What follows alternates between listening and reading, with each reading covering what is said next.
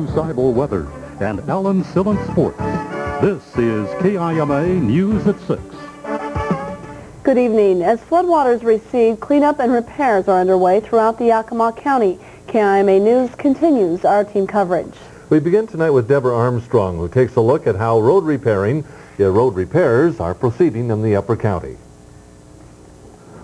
The Natchez River's rampaging is over, but as the waters recede, crews face the monumental task of repairing numerous roads washed out during last week's flooding. This section of Highway 410 was among areas hardest hit. Transportation officials say it'll be between 2 and 3 days before a one-lane road can be built here. For the time being, residents trapped in Nile depend on a helicopter for their food. Today, some made their way out on a temporary four-wheel drive road. Well, I came out on a snowmobile Saturday and up and over and down, but we're coming out. I got to go to work.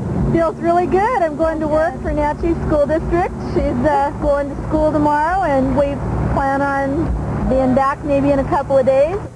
Downriver officials say it'll cost $1.5 million to repair this bridge on Highway 12 near the 410 junction. Crews are busily building a Bailey Bridge to span the Natchez.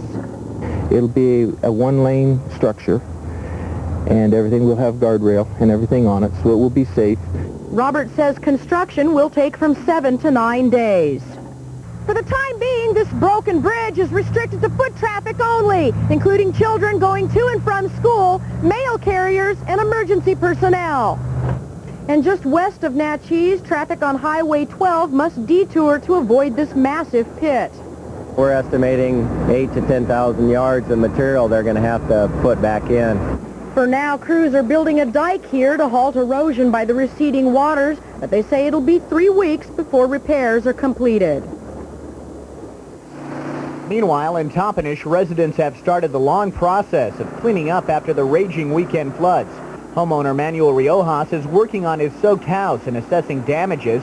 He's lived here for 30 years, and Saturday's flood was a first. Never seen anything like it. As a matter of fact, in my lifetime, this is the first time I've seen a flood over here. I think we had about 2.5 feet of water inside, and also in the pool and on the front side. I think it was running water about 3 feet of water in here at one time. Daughter-in-law Beverly took part in today's cleanup efforts. Here's how she describes the work. Disgusting. I mean, we're pulling out drawers and they're this full of water, and we're having to take them out and dump them out, throwing all of her stuff that she's had for years and years in the garbage, just throwing it away. This is no good. In Toppenish, 12 city blocks were inundated with water Saturday. The Yakima Indian Nation estimates as many as 1,000 homes on the reservation were affected by flooding. Today, Red Cross workers delivered food to residents and cleanup crews, some of the 1,500 meals the agency has served since the flooding began. Manuel Riojas says it's been nice to see neighbors helping each other during this difficult time. It's kind of a funny deal. I think that when we need help, they all responded very carefully. They all helped each other as much as they could. And the most thing that it was mostly all Christian-like. You know, they all got together and doing the best they can. In Toppenish, Mike Malman reporting for KIMA News. Several major roads and freeways remain closed tonight despite receding floodwaters. White Pass is closed at the junction of Highway 410 because of that structurally damaged bridge. Highway 410 at the junction is also closed because of severe roadway damage. Southbound lanes of Interstate 82 between the Firing Center interchange and the Stila Gap are closed. The northbound lanes are open. I-82 is also closed between Union Gap and Granger. It will be several weeks before both south and northbound lanes are back in operation. Highway 97 is closed south of Toppenish, blocking Sadis Pass. It should reopen by midweek. Blewett Pass is closed at Cle Elum. Highway 22 is closed from Buena to Toppenish and between Indian Church Road and Mabton. And Highway 241 is closed to all truck traffic from milepost 6 near Sunnyside to the junction of Highway 24. Segments of about 60 Yakima County roads are also closed.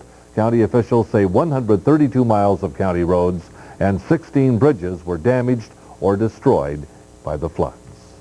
And U.S. West says telephone service to some flood-ravaged areas in Yakima County may not be restored for at least a week.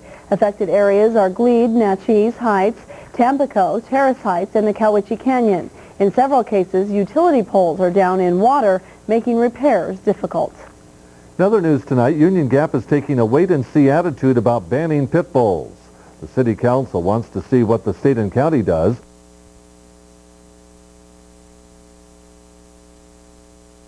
Shortly after 6 o'clock Saturday night, people lined the streets to watch the river swallow up homes and roads in its path. This is the worst that this is the worst flooding I've ever seen in my life. It's really not much you could say. It's just wait and see what happens until the water clears out, see what we got left. Today, the Yakima was receding, and homeowners are dealing with the reality of the situation, trying to salvage what they can out of the mess. Probably about right in here. Wiped out everything up to that level. Got my beds and all the kids' toys in his bed and just about everything that was in the kitchen cupboard. Although many streets within the city were dry enough to reopen, some residents must still travel by boat. And in nearby Waitsburg, the Touchy River has now dropped about 11 feet since its highest point this past weekend. Residents there are also cleaning up the damage. And what a mess it is. Release from the Cow Cheese and Rimrock reservoirs began today as both neared capacity from recent rains and snowmelt. Releases into flood-swollen rivers are not expected to aggravate high water problems in the valley. Releases at Bumping have been underway since last Friday. The lake reservoirs are filling sideways, or slowly rather, and releases won't be required for several days. And Alan now joins us with sports.